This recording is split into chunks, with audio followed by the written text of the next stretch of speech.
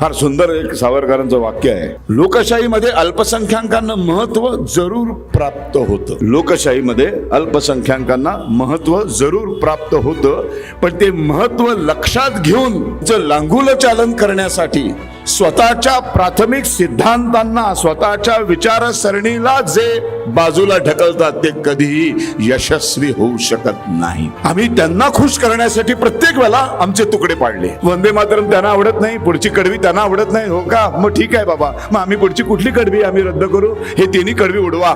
का उडवायची?